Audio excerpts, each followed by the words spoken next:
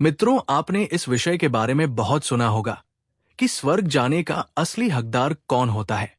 परंतु मित्रों, आज हम आपको इस वीडियो में ये बताएंगे कि वो कौन सा पाप है जिसे करने वाले मनुष्य को नरक जाने से कोई नहीं रोक सकता। इस बात की गहन जानकारी को हम आपको आज एक प्राचीन कथा के माध्यम से बताने का प्रयास करेंगे कि पूजा, पाठ, दान, धर्म, जप, तप आदि प्रकार के करोड़ों पुण्य के काम करने के बाद भी कुछ मनुष्य नरक में ही क्यों जाते हैं, तथा अत्यधिक घोर पाप करने पर भी कुछ मनुष्य को स्वर्ग की प्राप्ति किस पुण्य के कारण मिलती है। ऐसा वो कौन सा पुण्य है जो मनुष्य के करोड़ों पापों का नाश करता है, और ऐसा वो कौन सा पाप है जो उसके करोड़ों पुण्य को नष्ट कर देता है।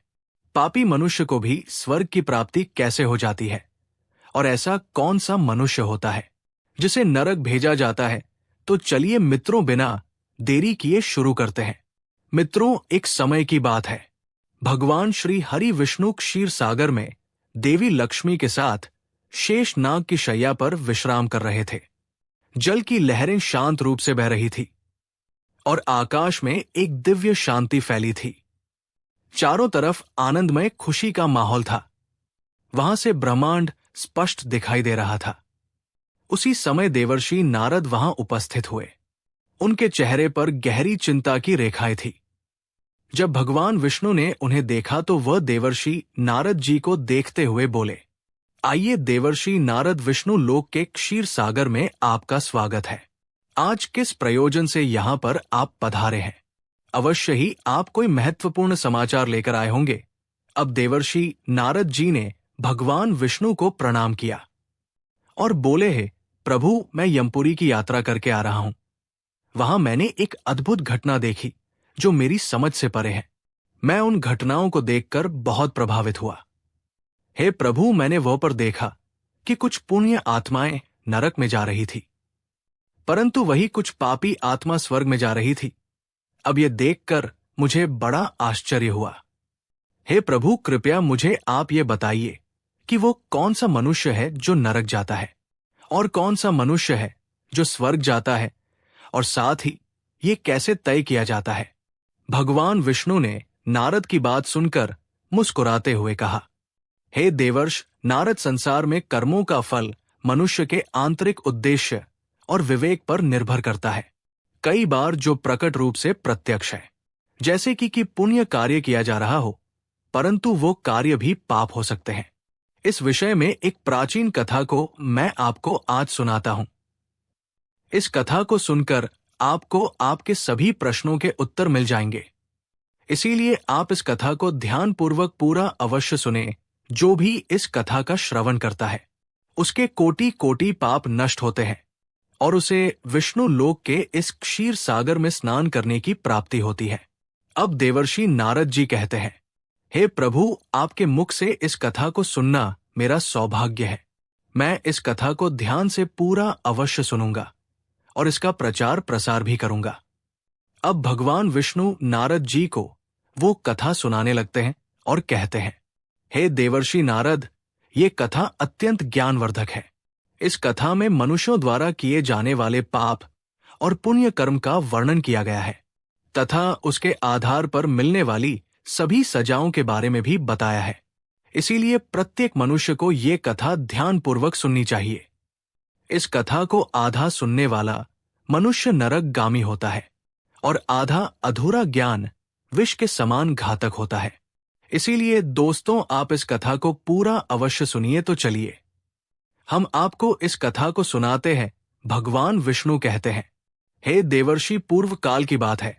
मध्य देश के एक स्वमान नगर में एक ही समय पर 5 मनुष्यों की मृत्यु हो जाती है और वे सभी मृत्यु के पश्चात यमलोक में पहुंच जाते हैं। यमलोक पहुंचने पर वहां का दृश्य देखकर वे सभी भयभीत हो जाते हैं। वह का ऐसा दृश्य देखकर उनका अंग अंग कांपने लगता है। यमलोक में धर्म और न्याय के आधार पर लोगों को स्वर्ग और नर्क जाने का निर्धारण करने वाले देवता महाराज यमराज सुवर्ण से बने सिंहासन पर विराजमान होते हैं। उनके पास में ही चित्रगुप्त बैठे होते हैं, जिनके पास सभी प्राणियों का लेखा जोखा रखा हुआ होता है। यम के दूत प्राणियों को आगे धकेल रहे होते हैं। कुछ मनुष्य जोर जोर से विलाप कर रहे होते हैं, तो कुछ मनुष्य अत्यंत प्रसन्न होकर चल रहे होते हैं।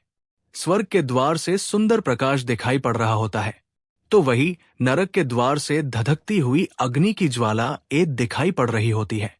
इस भयानक दृश्य को देखकर वे पांचों एक दूसरे से बात करने लगते हैं और अपने अपने पाप के विषय में चर्चा करने लगते हैं। उन 5 में से 4 लोगों ने अपने जीवन में बहुत पाप कर्म किए हुए होते हैं और उन सभी को ये जान पड़ता है कि अब वे चारों ही नरक में ही जाने वाले हैं। हे देवर्षि नारद जी, उन्होंने चोरी, लूटपाट, गैर स्त्रियों के साथ संबंध के साथ हर उस काम को किया होता है जिससे नरक की प्राप्ति होती है। उन चारों में एक चोर होता है, दूसरी वेश्या होती है, तीसरा विद्वान ब्राह्मण होता है, तो चौथा एक राजा का सैनिक होता है तथा 5वां एक धनवान किसान होता है। वे पांचों अपने अपने कर्म फलों को भुगतने के लिए तैयार होते हैं। फिर एक एक करके सभी पापी और आत्माएं आगे चल रही होती है। जब वे सभी एक स्थान पर जाकर रुकते हैं तो वो सभी एक दूसरे से बात करने लगते हैं। वे चारों एक दूसरे के पाप कर्मों के बारे में बताने लगते हैं। सबसे पहले तो वो चोर कहने लगता है। उसकी आवाज तो मानो ऐसी थी जिससे वो कांप रही हो और उसके चेहरे पर गहरा पछतावे के भाव स्पष्ट रूप से दिखाई दे रहे थे। उसने गहरी सांस लेते हुए कहा है, भाइयों, मेरा नाम हरिदास है। मैं जानता हूं कि मैंने जीवन भर बहुत पाप किए हैं। मैंने दूसरों का धन चराया, उन्हें तकलीफ दी और कभी कभी उनका जीवन भी बर्बाद किया। उनकी बहन बेटियों के साथ गलत दृष्टि से देखा था। मैं जानता था कि जो मैं कर रहा हूं वो गलत है, लेकिन मेरे पास कोई विकल्प नहीं था क्योंकि मेरा परिवार भूखा था, मेरे पास कोई काम नहीं था और हर कोई मुझे दुत्कारता था। मैंने चोरी से जो धन पाया था उससे मैंने अपने परिवार का पेट भरा, पर अब मुझे इस बात का पछतावा है कि मैंने कितने लोगों को दुख पहुंचाया था। अब महाराज यमराज मुझे दंड अवश्य देंगे। मुझे इस बात का डर है कि मुझे नरक की यातनाएं झेलनी पड़ेंगी। ये कहते हुए हरिदास की आंखों से आंसू बहने लगे, उसकी आवाज थरथरा लगी और उसका चेहरा अपराध बोध से भर गया। उसके चेहरे पर भावुकता के भाव स्पष्ट रूप से देखे जा सकते थे। इसके बाद शालिनी, जो एक वेश्या थी, वो अपनी व्यथा व्यक्त करने लगी। उसकी आवाज में भी दर्द और आत्मग्लानि थी। उसने गहरी उदासी के साथ कहा, मेरा नाम शालिनी है। मैं जानती हूं कि शास्त्रों के अनुसार जो स्त्री कई पुरुषों से संबंध बनाती है उसे नरक में भेजा जाता है, परंतु मैंने कई पुरुषों के साथ संबंध बनाया है, लेकिन मैंने ये सब कुछ जानबूझकर नहीं किया है। जब मैं छोटी थी तो एक दुष्ट व्यक्ति ने मुझे जबरदस्ती उठाकर वेश्या बना दिया था, जिससे मेरी इच्छा नहीं थी कि मैं ये जीवन जीऊं। मैं चाहती थी कि मैं कोई सम्मानजनक जीवन जी रही होती, लेकिन मेरे पास कोई रास्ता नहीं था। मैंने ना चाहते हुए भी वो सब सहा जो मेरे साथ हुआ। भांति भांति प्रकार के मनुष्य रोजाना मेरे पास आकर मुझे कुछ धन देकर मेरे शरीर का उपभोग करते थे। अब मुझे नहीं पता कि मेरे इन पापों का क्या होगा। मुझे ये भी नहीं पता कि अगले जन्म में मुझे किस रूप में जन्म लेना पड़ेगा। मैं नरक जाने के लिए तैयार हूं, क्योंकि मैंने जो कुछ किया उसकी कोई माफी हो ही नहीं सकती है। इतना कहते ही उस शालिनी की आंखों से आंसू बहने लगे। उस मधुर वाणी में बहुत दर्द था, उसकी आंख में गहरा दर्द था, मानो वो अपने पूरे जीवन का भार अपने कंधों पर महसूस कर रही हो।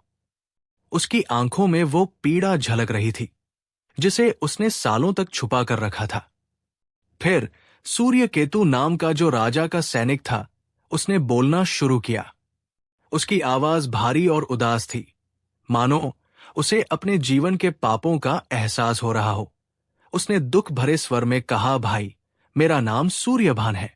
हम चारों में सबसे बड़ा पापी इंसान तो मैं ही हूं। मैंने बहुत बड़े पाप किए हैं।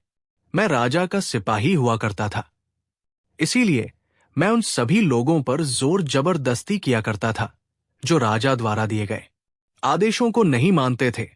मैंने युद्ध के चलते ना जाने कितनों के प्राण लिए हैं, ना जाने कितने मासूम लोगों को मैंने सताया है। ना जाने कितने निर्दोष लोगों को मेरे हाथ से दंड मिला है। यमराज मुझे कभी क्षमा नहीं करेंगे और मैं निश्चित ही मैं नरक में ही जाऊंगा। लेकिन मैंने ये सभी पाप जानबूझकर नहीं किए हैं। मैंने आपको अपने प्राणों के को बचाने के भय से ये सब किया। मुझे अपने परिवार के पालन पोषण के लिए मुझे ये पाप करने पड़े हैं। हमारा राजा जो कहता था उसका पालन हमें करना पड़ता था। राजा के विरुद्ध भला कोई साधारण मनुष्य कैसे जा सकता है? ये सभी पाप करते हुए मुझे अत्यंत दुख भी होता था और मैं जानता था कि ये पाप करने से मुझे नरक की ही प्राप्ति होगी। किंतु परिवार के मोह वश होकर मैंने ये सारे काम किया करता है। लेकिन पाप तो पाप होता है, पाप करके पश्चाताप करने का क्या फायदा है? इसीलिए मेरा नरक में जाना तो तय है। उसके बाद वो विद्वान पंडित बोलता है, भाई मेरा नाम वाचस्पति है। हम चारों में से सबसे बड़ा पापी तो मैं हूं। तुम लोगों ने जो पाप किए हैं वो सब जाने अनजाने में किए हैं, या किसी ने तुमसे जबरदस्ती करवाए हैं, या मैंने मजबूरी में किए हैं। किंतु मैं तो विद्वान था, मैं सब सत्य असत्य जानता था। मुझे तो सच और झूठ का भली भांति ज्ञान था। लेकिन फिर भी मैंने धन के लोभ वश ये पाप किए हैं। शास्त्र कहते हैं कि जो सब कुछ जानकर भी पाप करता है वो निश्चित ही नरक में गिरता है। मैंने अपने ज्ञान का दुरुपयोग किया है। मैंने अपने ज्ञान का उपयोग लोगों की सहायता के लिए नहीं बल्कि धन को कमाने के लिए किया है। मेरे घर की परिस्थिति अत्यंत गरीब थी। मेरे पिता भिक्षा मांगकर गुजारा करते थे। लेकिन मैंने अपने घर की गरीबी को दूर करने के लिए धन लेकर ज्ञान देने की चेष्टा की है। शास्त्र कहते हैं जो विद्वान ब्राह्मण अपने ज्ञान का दुरुपयोग करता है उसे निश्चित ही नरक में जाना पड़ता है। मैंने लोगों को ज्ञान देने के बदले में उनसे धन लिया है। मैंने कभी भी किसी को मुफ्त में ज्ञान नहीं दिया है। इसीलिए आप चारों में सबसे बड़ा पापी तो मैं ही हूं और मुझे ही नरक में जाना पड़ेगा। मैं ही नरक का भागीदार हूं। उस वाचस्पति के चेहरे पर पश्चाताप की गहरी लकीरें साफ दिखाई दे रही थी। उसकी आंखों में आंसू थे और उसका सिर शर्म से झुका हुआ था। वो अपनी आत्मा को बहुत ही टूटा हुआ महसूस कर रहे थे। इन चारों की बात सुनकर सूर्यपाल नाम का, जो कि एक घमंडी किसान था, वो हंसने लगा। उसके चेहरे पर घमंड और अहंकार साफ दिखाई दे रहा था। उसने ताने मारते हुए कहा, अरे तुम चारों तो इतने बड़े पाप हो कि तुम लोगों को नरक में जाना ही पड़ेगा। तुम लोगों ने घोर पाप किए हैं और इसीलिए यमराज जी तुम लोगों को कभी माफ नहीं करेंगे। यहां पर मौजूद मैं अकेला ही सबसे अधिक पुण्यवान हूं, जिसने अपने जीवन में बहुत पूजा पाठ किया है, ब्राह्मणों को दान दक्षिणा दी है। मैंने मृत्यु से पूर्व गाय का दान भी किया है और कहते हैं कि गाय का दान सबसे बड़ा दान होता है। और अब मेरे सभी पुत्र पौत्र मेरी आत्मा की मुक्ति के लिए बड़े कार्यक्रम का आयोजन कर रहे हैं। वे मेरी आत्मा की शांति के लिए श्राद्ध दान तर्पण कर रहे हैं, यज्ञ कर रहे हैं। इसीलिए मैं सबसे अधिक पुण्यवान हूं। मेरी 3 पत्नियां और 15 पुत्र हैं। इतने लोग मेरी आत्मा की मेरी मुक्ति के लिए उपाय कर रहे हैं। और हां, मैंने अपने जीवन में कभी कोई पाप नहीं किया है और जाने अनजाने में किए भी होंगे तो मेरे पुत्रों के श्राद्ध तर्पण आदि के कार्यों द्वारा मेरे पाप भी नष्ट हो जाएंगे। मैं नित्य देव पूजा करता था, मंदिर जाता था, पर आए अतिथियों को भोजन कराता था। इसीलिए मुझे पूरा विश्वास है कि यमराज मुझे नरक में नहीं डालेंगे और मुझे मोक्ष की प्राप्ति निश्चित ही होगी। उस घमंडी किसान को अपने ऊपर पूर्ण रूप से विश्वास था, मानो कि वो स्वर्ग में ही जाए। बाकी उसके पास में खड़े तीनों लोग उसे बड़े गौर से देखने लगे। फिर वे पांचों धीरे धीरे आगे बढ़ने लगते हैं। जब सभी का पाप पुण्य का मोल तौल करने के बाद फिर उनका समय आता है तो उन पांचों के पाप और पुण्य के कर्मों का मूल्यांकन किया जाता है। सबसे पहले बारी आती है उस चोर की जिसका नाम हरिदास था। हरिदास का हिसाब किया गया। चित्रगुप्त ने उसके कर्मों का लेखा जोखा निकाला और यमराज ने उसका पाप पुण्य का मूल्य अंकन किया। कुछ समय तक विचार करने के बाद यमराज ने निर्णय लिया कि हरिदास को स्वर्ग का मार्ग प्राप्त होगा। ये सुनकर हरिदास आश्चर्यचकित हो गया। उसकी अपनी आंखों पर विश्वास नहीं हो रहा था कि उसे स्वर्ग में स्थान मिलेगा। वो प्रसन्नता से स्वर्ग के द्वार की ओर बढ़ गया। इसके बाद शालिनी की बारी आई। अब उस चित्रगुप्त ने उसके कर्मों का लेखा जोखा निकाला और यमराज ने उसके पाप और पुण्य कर्मों का मूल्यांकन किया। और कुछ देर तक विचार करने के बाद उसके पाप और पुण्य का मूल्यांकन करके महाराज यमराज ने उसे भी स्वर्ग में जाने के लिए इज्जत दे देते हैं। ये सुनकर शालिनी की आंखों में आंसू आ जाते हैं। उसे इस बात पर यकीन नहीं हो रहा था कि उसकी इतनी बड़ी गलती के बाद भी उसे स्वर्ग में स्थान मिलेगा। वो आभार से भरी हुई थी। ऐसा लग रहा था कि वो न्याय के देवता भगवान यमराज से कुछ कहना चाहती हो, परंतु वो बिना कुछ कहे ही स्वर्ग के द्वार की ओर चल पड़ती है। फिर तीसरी बारी आती है उस सिपाही की जिसका नाम सूर्यभान था। अब चित्रगुप्त ने उसके भी कर्मों का हिसाब किया और यमराज ने उसके पाप और पुण्य का मूल्यांकन किया। कुछ देर विचार करने के बाद यमराज ने उसे भी स्वर्ग में भेजने का आदेश दिया। सूर्यभान के चेहरे पर एक मिश्रित भाव था। उसके मुख पर पछतावा और प्रसन्नता के भाव थे। उसने अपने जीवन में किए गए पापों का दुख महसूस किया, परंतु वो भी प्रसन्नता के साथ स्वर्ग की ओर चल पड़ा। फिर चौथी बारी आती है उस विद्वान ब्राह्मण की जिसका नाम वाचस्पति था। चित्रगुप्त ने उस ब्राह्मण के कर्मों का लेखा झोखा निकालते हुए कुछ देर तक विचार करते हैं। अपने उचित निर्णय पर पहुंचने पर यमराज जी उस ब्राह्मण को भी स्वर्ग में जाने के लिए कहते हैं। फिर वो विद्वान ब्राह्मण विचार करता है, मैंने तो पाप कर रखे हैं अपने जीवन में, फिर यमराज मुझे क्यों स्वर्ग में भेज रहे हैं। वाचस्पति को भी ये निर्णय आश्चर्यचकित कर गया, परंतु उसने इसे स्वीकार किया और वो भी स्वर्ग की ओर बढ़ गया। उन चारों को स्वर्ग में जाता देख वो धनवान किसान बहुत दुखी हुआ और वो मन ही मन क्रोधित हो जाता है और वो सोचने लगता है कि ये कैसा न्याय है, इन पापियों को स्वर्ग जाने का मौका क्यों मिल रहा है। फिर मैंने जो पुण्य के काम किए हैं, अब क्या यमराज जी पापी और पुण्यवान व्यक्ति को एक ही जगह पर डाल देंगे। इससे तो पुण्य कर्म करने का कोई फायदा नहीं है। फिर उस धनवान किसान को यम के दूत जोर से धकेल देते हैं और कहते हैं, अरे पापी तू आगे चल, तुझे नरक में डाला जाएगा। तूने जो पाप कर्म किया है उसके लिए तुझे अवश्य ही नरक में डाला जाएगा। महाराज यमराज तुझे माफ नहीं करेंगे। ये सुनकर वो धनवान किसान भयभीत हो जाता है और कहने लगता है, मैं तो स्वर्ग में जाऊंगा, मैंने कोई पाप नहीं किया है। फिर वो धनवान किसान यमराज के सामने आकर खड़ा हो जाता है। चित्रगुप्त उसके कर्मों का लेखा जोखा देखते हैं और उसके पाप पुण्य के कर्मों का मूल्यांकन करते हैं, तो उसके पाप का पलड़ा भारी हो जाता है और यमराज उस धनवान किसान से कहते हैं, अरे दुष्ट, तूने तो बहुत बड़ा अपराध किया है, तू तो नरक में जाने के ही योग्य है। इतना सुनते ही वो किसान थरथर कांपने लगता है और यमराज से कहता है, हे धर्मराज, ये न्याय है।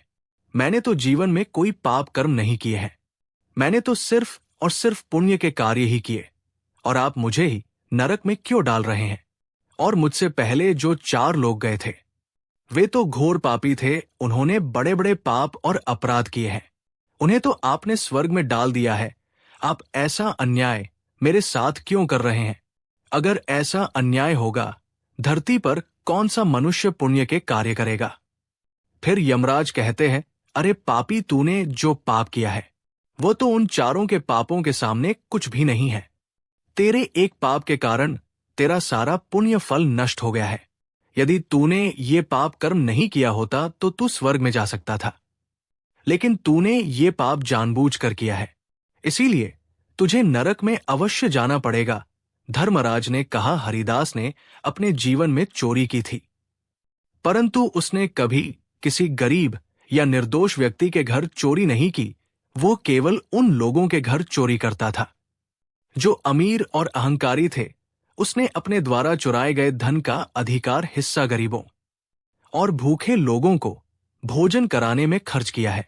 हरिदास का हृदय दयालु प्रवृत्ति का था और उसने अपने जीवन में कई भूखे लोगों को अन्न और पानी दिया है।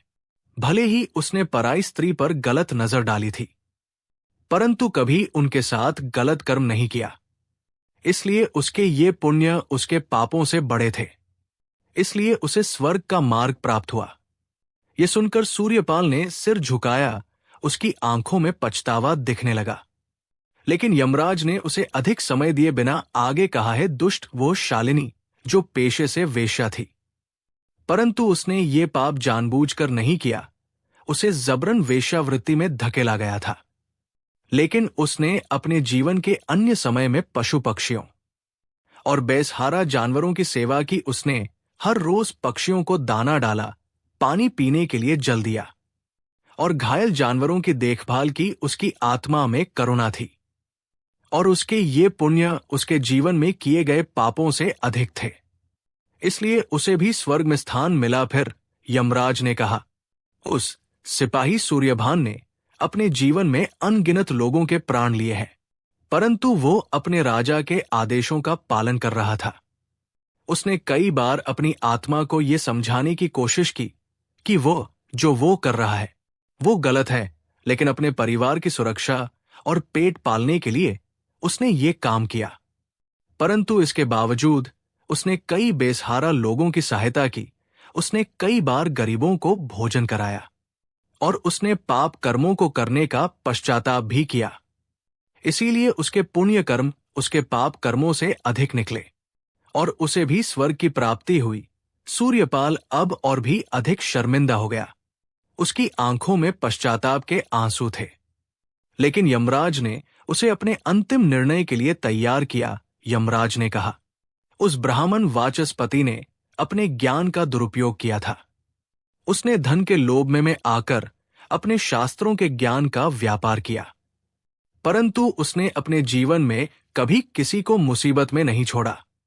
उसने निर्धनों की सहायता की, गौ सेवा की और अपनी विद्या के माध्यम से कई लोगों का उद्धार किया। उसके ये पुण्य उसके पापों से बड़े थे। इसलिए उसे भी स्वर्ग का मार्ग प्राप्त हुआ।